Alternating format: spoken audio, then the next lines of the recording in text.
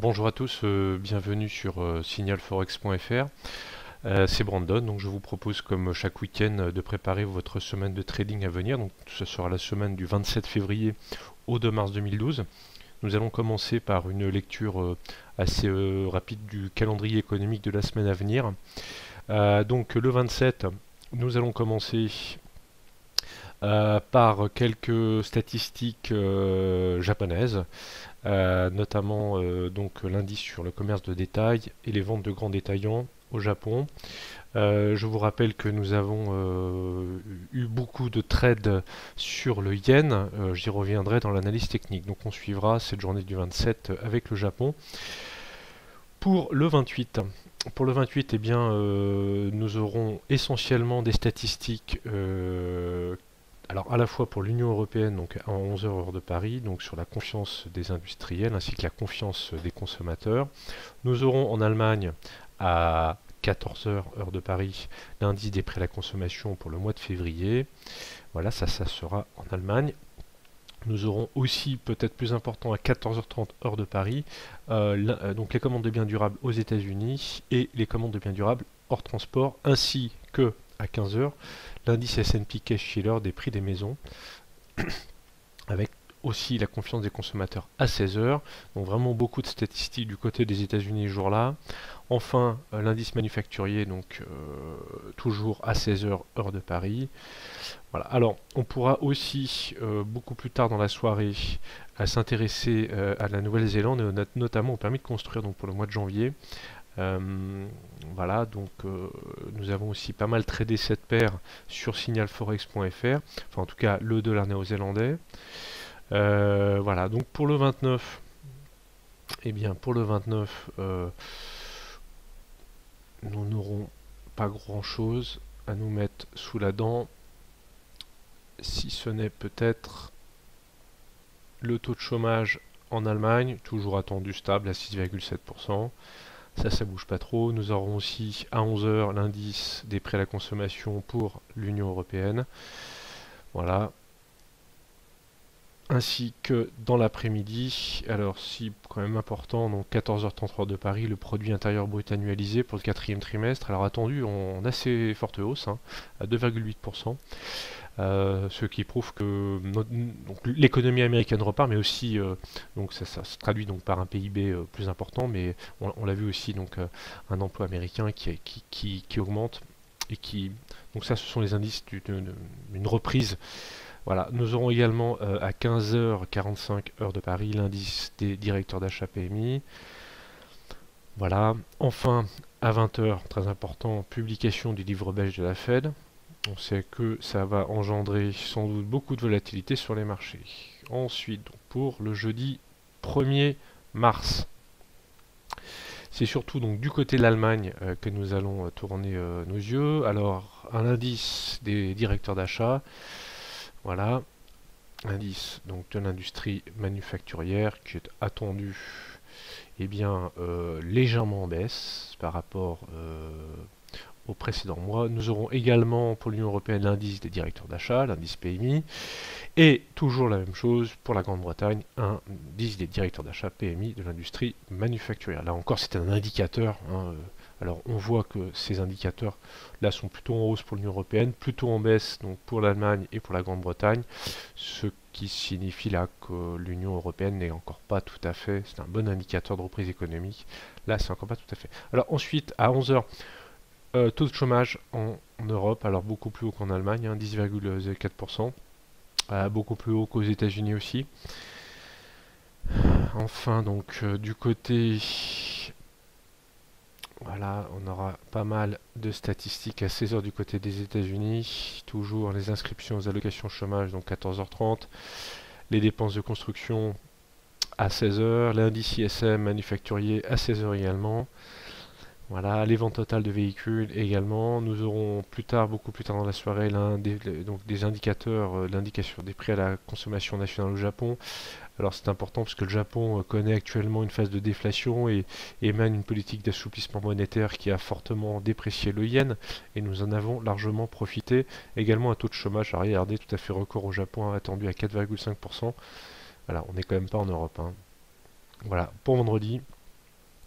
eh bien, les statistiques qui nous intéresseront viendront surtout du côté du Canada, 14h30 avec le produit intérieur brut au mois de décembre attendu en hausse à 0,3%, voilà. Ainsi que le produit intérieur brut annualisé pour le quatrième trimestre à 1,8%. On va passer maintenant à l'analyse technique. Alors je vais commencer bien entendu par la parité euro-dollar. Alors, nous avons cette semaine parfaitement tiré notre épingle du jeu sur cette paire euro-dollar. Je vous avais donc fermement expliqué qu'il fallait se donner comme objectif les 1,35. Alors, en trading, j'avais même donné un objectif à 1,3480. Eh bien, nous les avons touchés hier, puisque nous sommes allés à 1,3482. Avant que la paire ne reparte un petit peu à la baisse. Donc, contrat rempli. J'ai personnellement ouvert deux positions, une à 1,3225 et une seconde à 1,3245, que j'ai clôturé personnellement vendredi soir vers 18h, légèrement en deçà de mon objectif à 1,3465. Je vous laisse faire le compte. Voilà, donc cette parité euro-dollar s'inscrit toujours dans une tendance haussière. Cependant, je vais également expliquer que nous pourrions, la semaine prochaine, ou peut-être un peu plus tard, anticiper un retournement de tendance. Alors, je ne m'appelle pas Madame Irma, je n'ai pas de boule de cristal, je ne suis pas gourou, je ne suis pas astrologue ou numérologue, comme on peut le voir sur beaucoup de sites consacrés à l'analyse. On rencontre tout un ensemble d'individus qui croient toujours avoir raison et tout comprendre et tout anticiper, mais cependant, je vais vous proposer une analyse assez simple qui peut nous faire anticiper ce retournement de tendance. Donc je suis sur un graphique en daily, je vais faire un petit zoom arrière. Donc là j'ai tracé une moyenne mobile à 20 jours, que vous pouvez voir ici en bleu.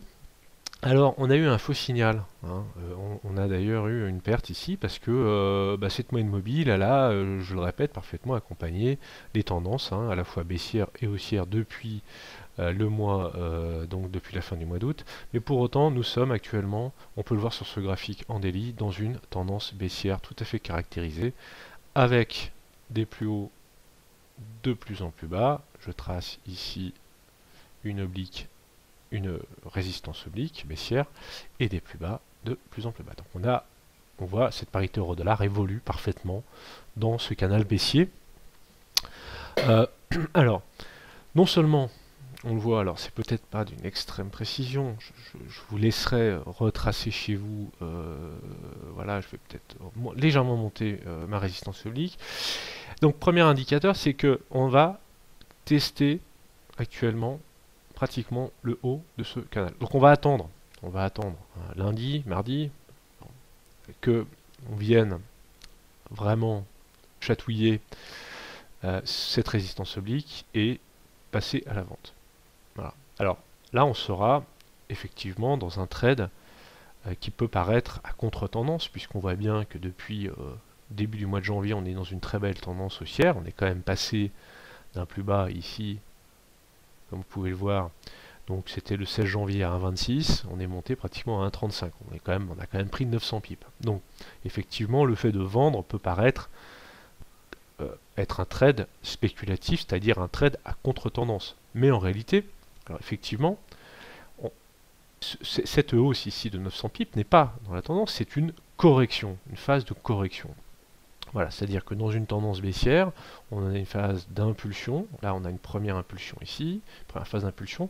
On en a une deuxième ici qui a duré assez longtemps, de la fin du mois d'octobre jusqu'au début du mois de janvier.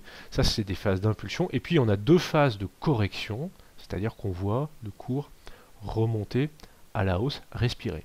Donc, on va se retrouver un peu comme ici, là, fin octobre, tester donc le haut de ce canal, et donc, logiquement, je vous invite à rentrer à la vente sur la parité euro-dollar. Alors, ici, on est sur un trade de long terme. On l'a bien compris, on le voit bien là, ici, ces phases d'impulsion baissière peuvent durer 2 à 3 mois. Donc, préparez-vous, si vous rentrez sur ce trade, à rentrer sur un trade qui pourra durer 2 mois, au moins 8 semaines. J'ai à peu près calculé 8 semaines. Alors, je vous conseille deux choses. Premièrement, vous pouvez ouvrir deux positions, tout en respectant bien sûr votre money management. Une première position que vous allez clôturer rapidement avec 200 ou 300 pips. Voilà. Et la seconde, si la tendance part bien sûr dans le bon sens, que vous allez protéger, vous allez ramener votre stop à zéro et vous allez laisser courir cette seconde position jusqu'à aller, alors je vais passer sur un graphique en weekly, et bien l'idée c'est que, alors on aura le temps de le faire, mais on va viser bien, le bas du canal, et puis on pourrait faire des anticipations. Moi j'ai à peu près anticipé voilà, un objectif compris entre 1,23 et 1,20, hein, ce qui donnerait un objectif théorique d'environ 1000 à 1500 pips sur ce trade. Voilà. Donc sur la parité euro-dollar, on reste vendeur. Alors j'ai un deuxième indicateur qui me sert. C'est une moyenne mobile simple. Moyenne mobile en clôture. Simple close, hein, vous voyez, moi je ne m'embête pas avec des choses très compliquées. Comme on peut le voir chez beaucoup de pseudo-analystes. Je vais quand même changer de couleur pour éviter... Voilà. Et voilà. Alors, elle est tellement... Cette moyenne mobile à 150 jours, elle est tellement confondue avec la résistance oblique qu'on la voit même pas. Alors, je vais peut-être changer de couleur du coup. Voilà. On va prendre un truc un peu plus pétant. Bon. Allez, je vais la grossir un petit peu. Excusez-moi pour... Eh ben non, je l'ai fait disparaître. Voilà. Pour toutes ces approximations d'analystes. Voilà, on va faire une grosse moyenne mobile à 150 jours. Donc vous voyez, elle est parfaitement confondue. Et, comme par magie, eh bien, elle correspond à la résistance oblique. Donc, voilà, cette moyenne mobile est actuellement à 1,3530. Si vous voulez placer un ordre de vente à 1,3520, ou voir si vous êtes vraiment très prudent, 1,3530 avec un stop, un peu large quand même, parce que si on vise 1000 pips derrière, on peut se permettre de mettre un stop à 100 pips. Hein. On va quand même pas exagérer, ça fait un ratio risque-rendement de 10 avec 100 pips. Donc, on vient ici se placer à la vente à 1,3520, 1,3530. On peut même rentrer un petit peu avant, hein. N'ayez pas peur. Et on va anticiper une magnifique baisse, et j'espère qu'elle va avoir lieu. Voilà. Donc, si vous avez des questions, n'hésitez pas à venir sur le forum de forex.fr, de signalforex.fr. On va donner le signal, on va le réexpliquer, on va le commenter. Vous êtes très nombreux à venir sur le forum, suivre nos signaux. On a fait d'ailleurs une semaine tout à fait exceptionnelle sur cette hausse, puisque nous, forcément, on a visé d'ailleurs, c'est 1,35. Hein, personne ne croyait, mais voilà, on les a pratiquement tapés hier, 1,34,80. Voilà. Je vais passer maintenant, si tout est clair, au câble GBP-USD. Alors GBP-USD, là c'est un petit peu la même chose. Même si c'est une paire qui n'évolue pas tout à fait de la même manière que l'euro. Alors premièrement, j'ai tracé ici, donc sur ce graphique, toujours en journalier, une résistance oblique qui marque que nous avons ici des plus hauts. Un premier là, un second là, un troisième là, un quatrième ici, de plus en plus bas. Cette semaine, je vous ai donné, je crois que c'était cette semaine, ou oui c'est ça, oui c'était cette semaine, puisque j'avais loupé celui-ci là. Je vous ai donné un signal de vente, j'ai dit vendez la résistance oblique 1,5880.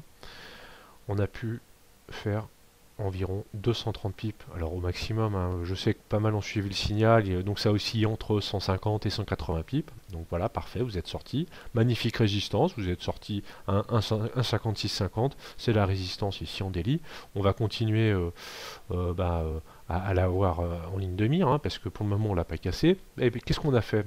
Bon, alors moi j'aurais pu donner un signal d'achat, c'est-à-dire trader à contre-tendance.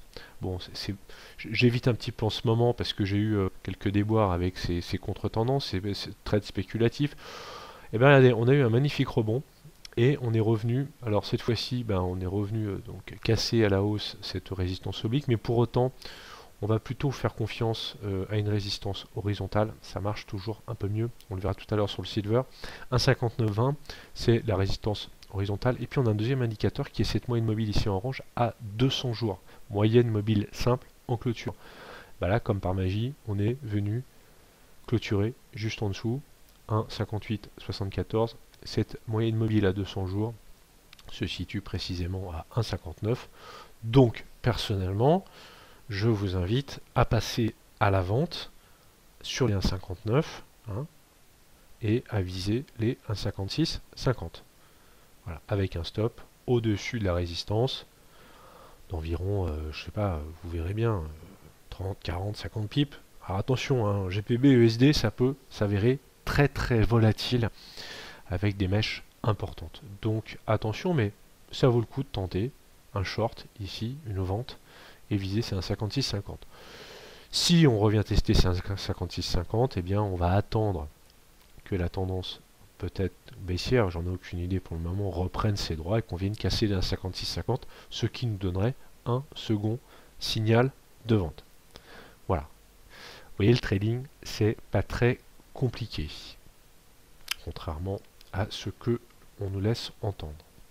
Voilà pour la paire GPB USD.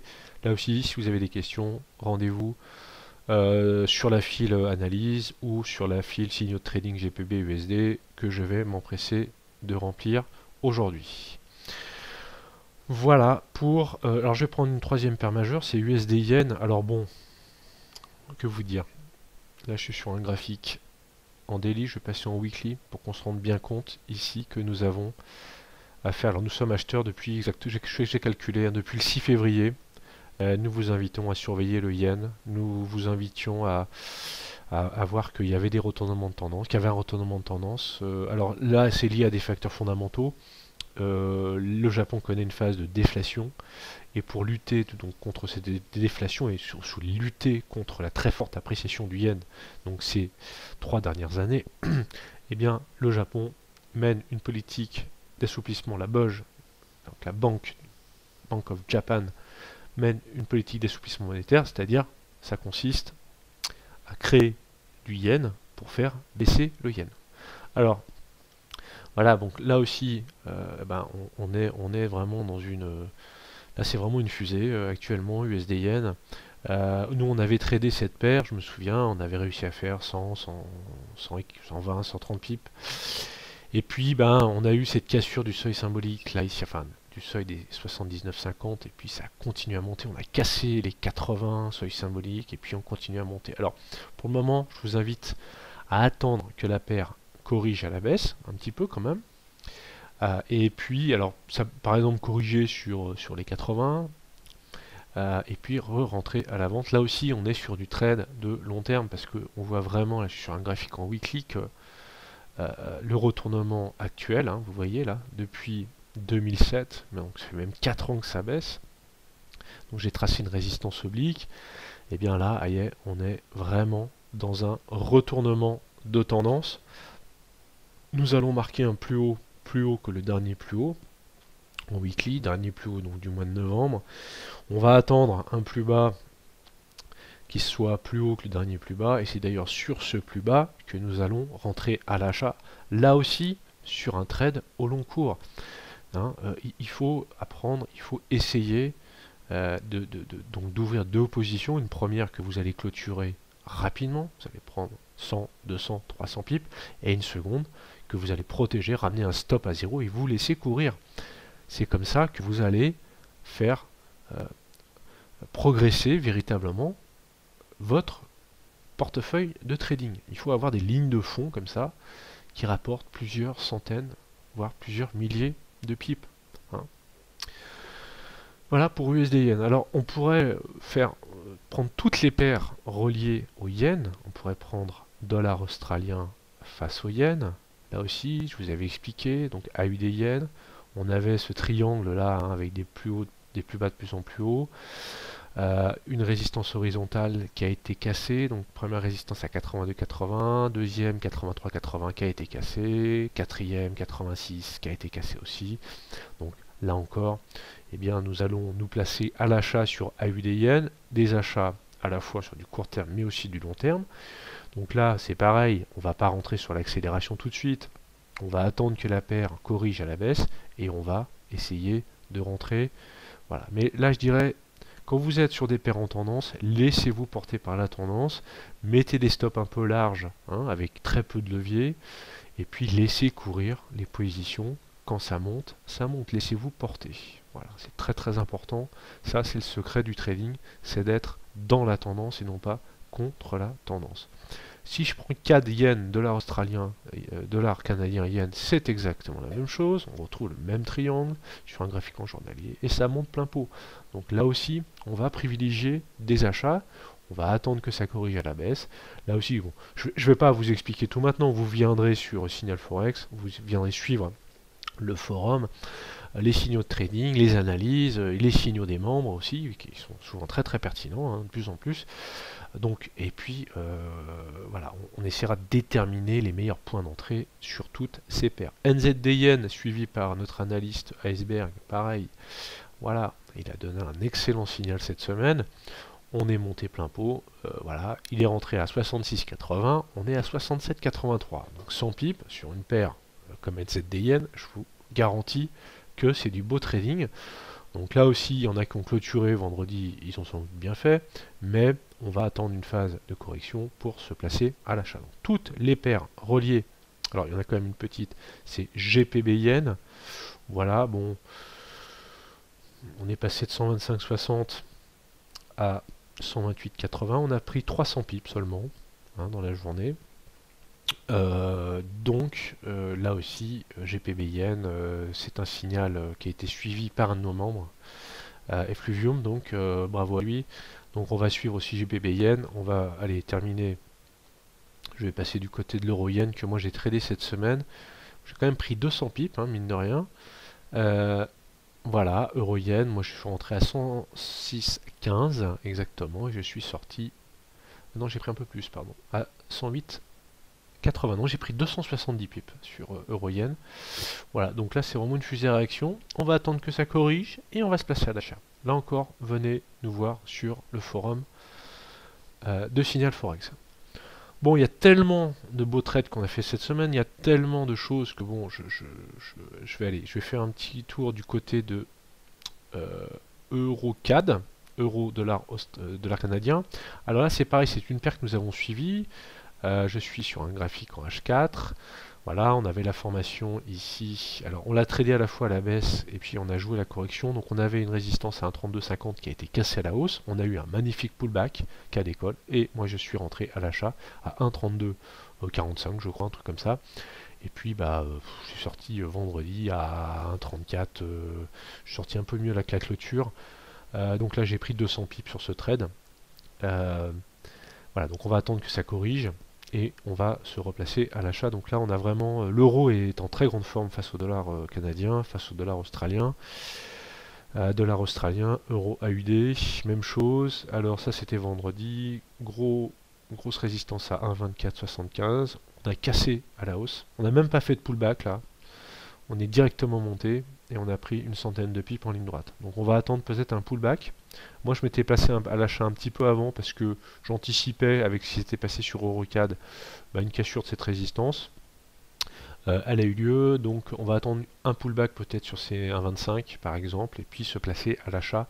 Là aussi sur un achat à moyen terme parce que là c'était peut-être un peu plus compliqué que pour euro USD. Là on est vraiment dans une paire qui a beaucoup baissé mais qui marque actuellement un vrai retournement de tendance, en tout cas à moyen terme. Donc, euro AUD, là aussi vous viendrez voir nos signaux sur le forum dans la section, dans la file dédiée. Euro NZD, même combat. Voilà. Alors moi j'avais tradé dans le sens du canal, on a cassé le canal, on a fait un pullback sur la résistance publique du canal, on est remonté, on a cassé ensuite une résistance à 1,60 et paf, 1,6082, là aussi j'ai tradé, j'étais rentré un petit peu avant à la sortie du canal, on va attendre un petit pullback ici tranquillement sur ces 1,60 et on va se replacer à l'achat. Voilà, là aussi pour du trade à moyen terme. Bon. Bah écoutez, je vais peut-être m'arrêter là parce que alors il y aurait encore plein. Ah si, dernière chose. On va quand même aller voir côté des indices et des matières premières parce que c'est très important. Alors, le silver. Ah, le silver, le maudit silver. Le silver que je déteste. Mais que pourtant, j'ai envie de trader. Alors, le silver en daily, on est dans un beau canal baissier comme euro. D'ailleurs, euro-dollar. Hein, vous voyez tout à l'heure. Bon, donc, résistance oblique. Voilà. Support oblique. On a des plus bas de plus en plus bas. Hein, et cela donc depuis un certain moment. Voilà, donc depuis le 29 avril, voilà, ça baisse. Ensuite, on a eu un nouveau plus haut courant août. Et puis, voilà. Alors, on a également un support à 26 $, l'once d'argent, qui a été testé à 2 reprises. Voilà, un tout petit peu au-dessus de 26. Donc, à la fois donc, le 23 septembre, mais également le 29 décembre. Là, ben, on est venu vraiment chatouiller, traverser cette résistance oblique. Alors une résistance oblique, c'est jamais un signal tout à fait pertinent, mais quand même, on va le suivre. Mais surtout, on a une résistance horizontale qui a été testée ici le 28 octobre à 35,70, et bien, qui a joué son rôle. Donc nous, on vous a invité à rentrer à la vente. Il faut rentrer à la vente ici. On va tenter. Là aussi, ça paraît un petit peu contrariant parce qu'on a eu une hausse comme ça qui a duré donc depuis la fin du mois de décembre.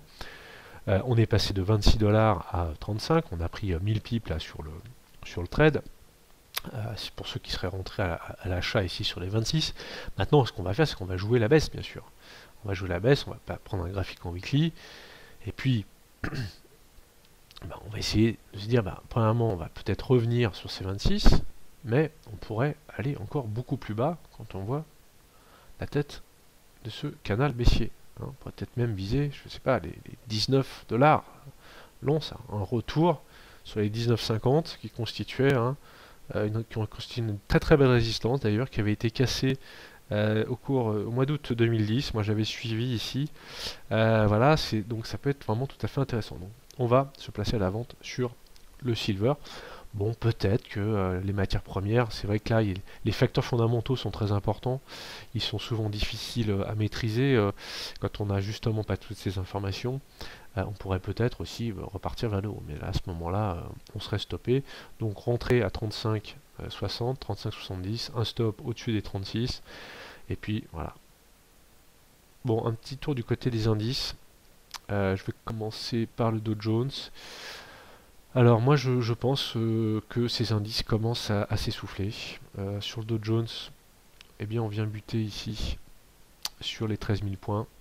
On a eu, alors je ne les ai pas suivis parce que je ne peux pas tout faire en même temps, mais on a eu un beau signal d'achat.